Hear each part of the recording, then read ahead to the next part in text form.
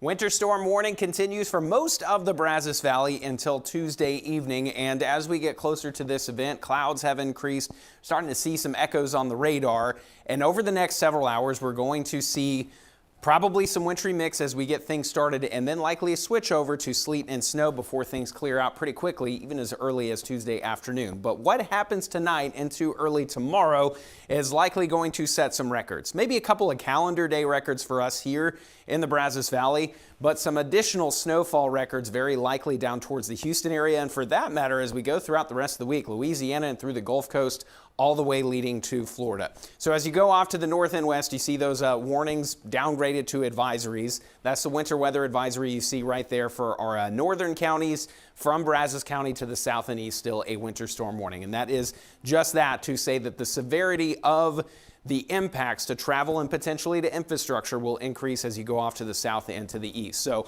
where you see that orange color here in the Winter Storm Severity Index, that is where we see that upgrade, and then major impacts expected down towards the Houston area. So there's likely going to be a pretty sharp cutoff from travel and things like that being delayed for potential days to hardly any effects at all as you make your way up towards central Texas. We're going to be in between for most of us in the Brazos Valley, and I'm going to show you a couple of different models here that show a somewhat slower switch over from the freezing rain and sleet to snow. So we're going to start that over here again in just a little bit. And as we go from tonight into the early hours of tomorrow, at some point we're going to see a switch over to snow. The quicker that happens, the fewer impacts we will see. We won't be free of them, but as of right now, we still expect 1 to 2 inches of snow to fall here across the central Brazos Valley, 2.5 to 3.5 across our southeastern counties, and potentially more like 4 to even 6 inches widespread down towards the Houston area. So if you do have folks down that way,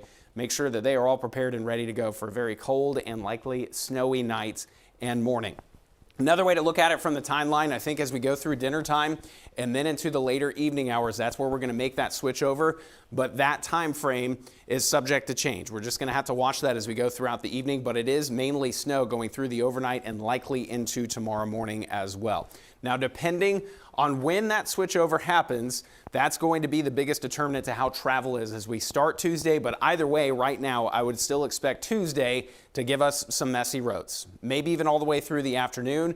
Tuesday night into Wednesday, we could be dealing with melting and refreezing. That could make for some hazardous travel on Wednesday. But I do think that the worst overall travel time is tonight through at least the first half of the day tomorrow. Additional hard freezes expected, especially if we can get some snowpack and go on into Tuesday night. So freezing rain possible tonight, overnight through sunrise. There is that concern for some accumulations that could lead to big travel problems. Tuesday afternoon, we might be able to find some good times to get out and about, especially if we can get some sunshine, which right now we're expecting.